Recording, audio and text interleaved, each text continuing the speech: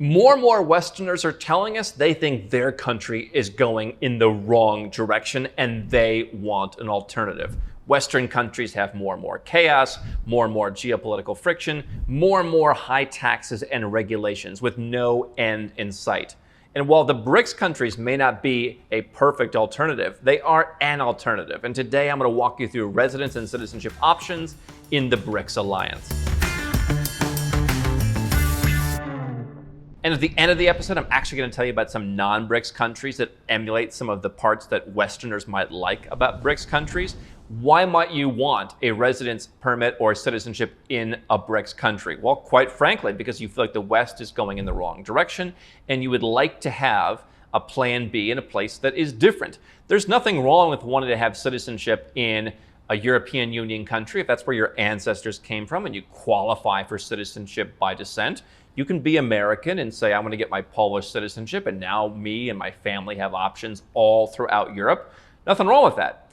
But what a lot of people look at is they look at, hey, there's nowhere to go because I live in Canada and the US and the UK aren't much better. Right? You need to look at places that are substantially different.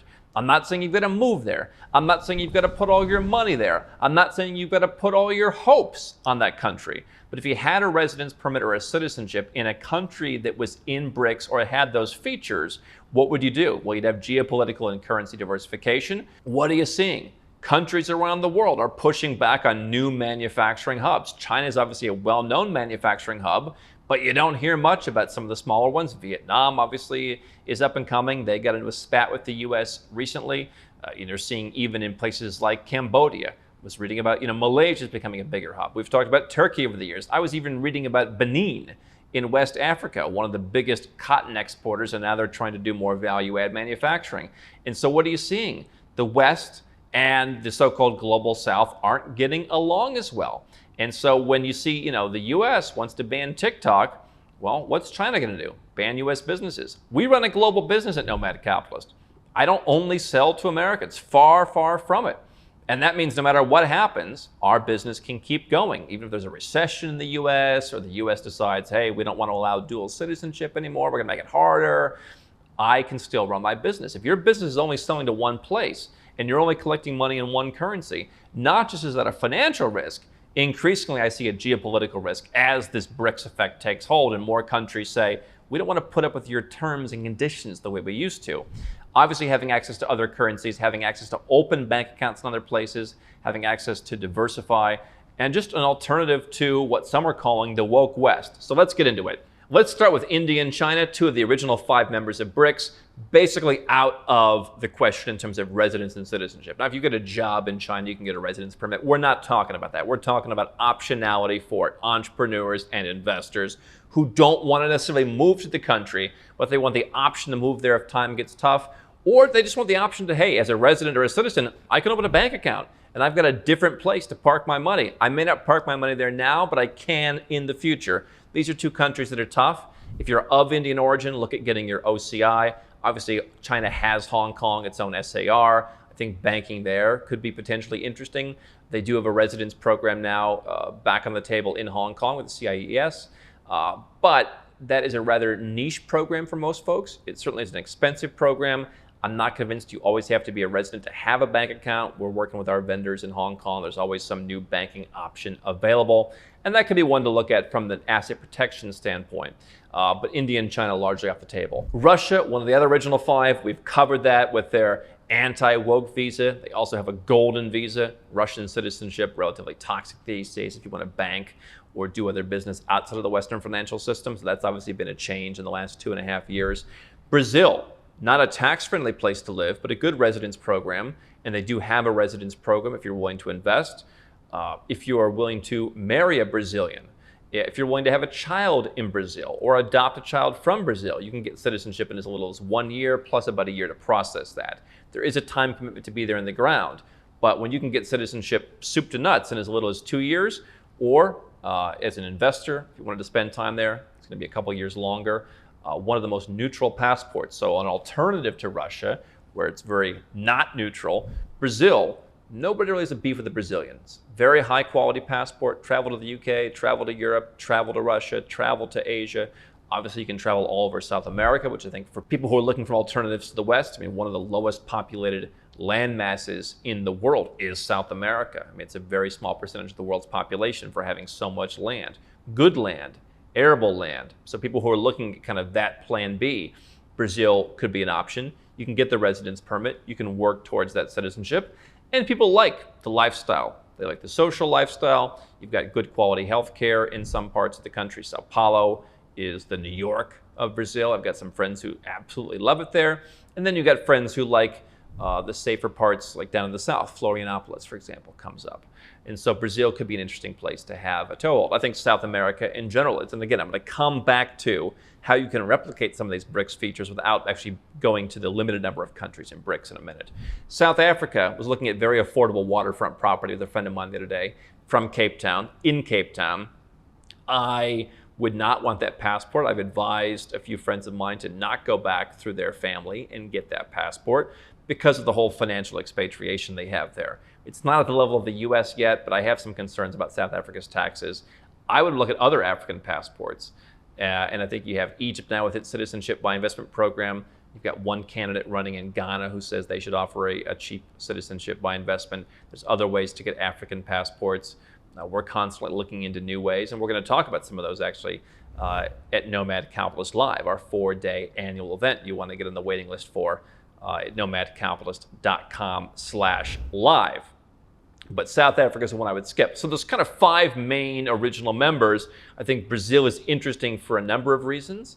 The taxes there are certainly not the most friendly. So if you're living there full time, that's going to be a challenge. But if you have an option there, if you've got a residence permit, that could be a reasonable way to diversify into the original BRICS. And what I would encourage you to do is to learn from people who live in these countries, learn from people who come to these countries. They could be good places to live, have a residence permit, or invest. We had a gentleman named Vusi from South Africa speak at the last Nomad Capitalist Live, and he talked about all the opportunities in Africa. You want to understand from people who are actually on the ground how it works. That's what we do. That's what our network does. Let's talk about some of the other countries that are now joining. So Saudi Arabia, permanent residence by investment program. You're going to basically pay $213,000. Yes, you could get a Caribbean citizenship for that same donation, and that might be a better place to start. But if you're building all your options out, who else spoke at Nomad Capitalist Live in the past? Zubi. Zubi grew up in what was then a much more conservative Saudi Arabia. He said it's nothing like you see on the media. What do they have there? They've got strong banking. As a resident, you can access that strong banking. That can be a tunnel access to that banking. By the way, one of the things we've talked about at Nomad Capitalist Live the last couple of years is how you get in with a bank in one country, and that bank has branches in 6 different countries, and now you can move around. And so Saudi Arabia, the Middle East, and also Southeast Asia is one of those regions where you've got banks that have locations in some further flung places that are harder to access as a non-resident. So you get the residence permit that opens up financial, banking, certain investment opportunities in some cases. Saudi Arabia, obviously very tax friendly. That region is becoming a little bit less tax friendly for businesses, like the UAE's 9% tax. Some of the other countries are going to roll it out. From a personal standpoint, very, very, very tax friendly. Saudi Arabia, one of the more conservative countries compared to certainly like a Bahrain, for example, which also has a residence permit. You could do that instead. But Saudi, they're in the news. They're saying, oh, should we have the petro yuan? They're really looking at all their options. And so if you want a country that has that sort of heft geopolitically, that you're not going to be a citizen, but you can get that residence permit, and it is for life for that donation. As long as you keep your nose clean, it is for life.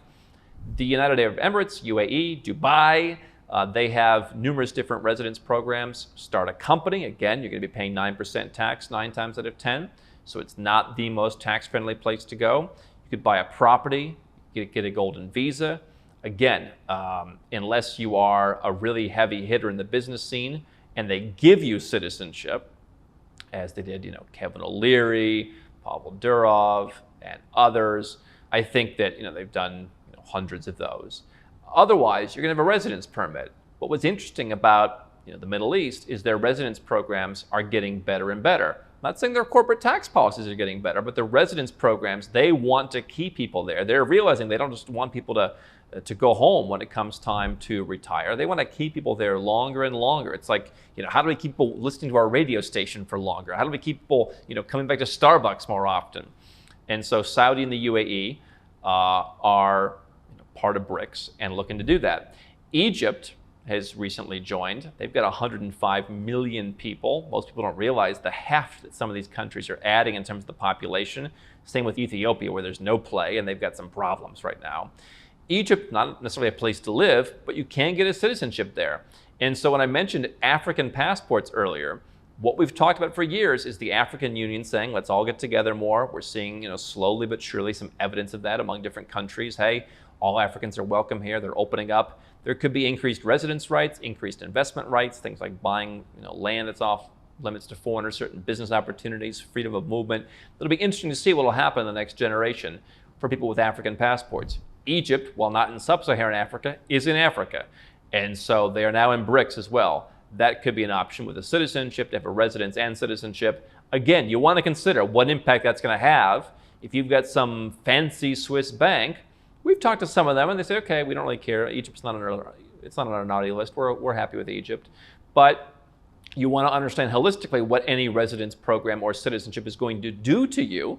That's what Nomad Capitalist helps our clients figure out. We have more information, more vendors, more resources, and a bigger in-house team that exclusively does research and development, exclusively does client strategy than I think any other company out there, because we are dedicated to giving you the most options. You don't call and everybody gets sold Egypt. We'll talk about all the different options, and if BRICS is something that you're thinking about, hey, here's one place you can get citizenship. You don't have to live there. You don't have to pay taxes there. You barely have to go there. You have to invest some money. And if that matches your criteria, we can help you find properties that are not from developers, that are marked up in a big way. We can help you find the very limited number of secondhand properties that are reasonable to buy. And you can get that citizenship in a matter of months. And we help people do stuff like that. I'm not saying that's the option for you, but it's an option. And then you've got the future joiners. Kazakhstan's talking about getting in. I think Central Asia is a very interesting region. Jim Rogers, we've interviewed him. He spoke at Nomad Capitalist Live in 2023. He's a big fan of Uzbekistan. But Kazakhstan will in some ways be kind of the hub of that region. In the same way that Serbia is still somewhat the hub of both the open Balkan free region, just the Western Balkans in general. Kazakhstan could be that for Central Asia. They had talked about a residence by investment program that has not really materialized. Uzbekistan does have a residence by investment program. That's an area that we're focusing on, deepening our ties in and learning more about. I think Central Asia could be interesting. Kazakhstan, looking at joining BRICS, maybe Uzbekistan is a proximate player to that. Turkey wants to get in, the only NATO member that wants to be in BRICS, and they would bring a substantial population. Interesting how the world has changed, that for 20 years, Turkey wanted to be in the EU. What did Jim Rogers say? He said, it's probably at the point where the EU needs Turkey more than Turkey needs the EU. And they are going their own way. They're building up manufacturing. Yeah, they have problems with inflation. And yet people don't understand. You can get citizenship by investment in Turkey. You can buy secondhand properties. My property has gone up dramatically in value in dollar terms. In lira terms, it's just through the roof. But in dollar terms, my property has gone up in value. And if you want a residence permit or if you want a citizenship, you can get that with an investment. And now you have the option to live there whenever you want, but you don't have to. You have the option to travel as a citizen of that country, but you don't have to. And so at a time when the big players, the US, the UK in particular, are pushing away the so-called global south and saying, we don't want your companies doing business there. Do you think those companies are just going to go under? No, they're increasingly finding strength in working with each other. And I think that's where a lot of money is going to be made in the next generation. And if you want to be part of that, there's going to come a time when being Turkish will have less baggage potentially than being American.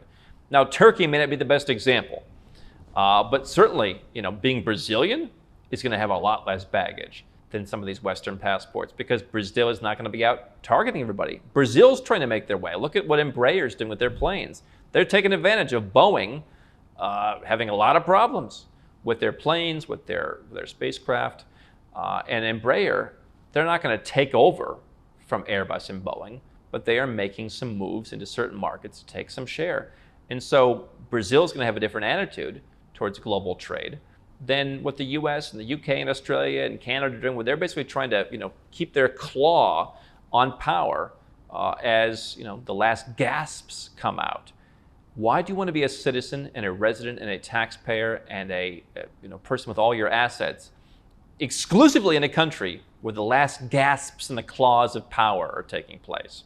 These are some options. They're not all perfect. You want to make sure they work together. So those are 8 BRICS residents and citizenships, and some that won't work for you, and some that might not work for you. But here's the alternatives that I promised you. The non-joiners that still have some of the same mindset. El Salvador's president has picked on the West and said, hey, how come they get to get away with this stuff and we don't? And he's really kind of leading that kind of messaging. El Salvador is not talking about being in BRICS, but they have some of those same positives. They're talking about tax friendliness. I've been a little disappointed, quite frankly, I love the vision. I'm not seeing enough execution, but El Salvador has the right message. Whether you like it or not, Venezuela, obviously going through some stuff right now. The best time to buy property there was probably the end of the 2010s, maybe 2020. Since then, ultra cheap property is gone. And so if things in that country improve, I think that could be an interesting counterbalance at some point. It is a place where it's more of like blood in the streets kind of vibes right now. But I'm going to be checking that out in the not too distant future. I have friends who have been there and said you can live a great life. We have people who live there and work in our company who have great lives. Serbia is another country, the Western Balkans we've talked about for years, maybe a bit more palatable to a lot of folks. Eastern Europe, we've had a lot of clients want to move to Serbia, to Montenegro. Montenegro, less on board with that. I think Serbia, the one country that while it's not applying to join BRICS, it is not NATO. It doesn't want to be part of NATO, unlike Montenegro and North Macedonia, which got in. They are doing their own thing. And so you can find a country that has kind of the same mindset as BRICS. Leave us alone. We're neutral. Yeah, we can work with the West, and we can work with the not West, and we're not going to be judged, and we're not going to be bullied, and we're going to take part in multipolarity, and we're going to make our own citizens wealthier. And having the ability to go there and take part in that, it's not the worst thing. Maybe buying property at a time when it's very affordably priced and could go up in value is not the worst thing. That's how you involve BRICS in your plans. It's not about having to say, I'm leaving the US forever and now I'm joining, Russia. Let's not take it to the extremes. Let's talk about optionality. I think that's what BRICS offers to solve a lot of the problems that the West has brought. And you can see what happens and make decisions as the situation evolves.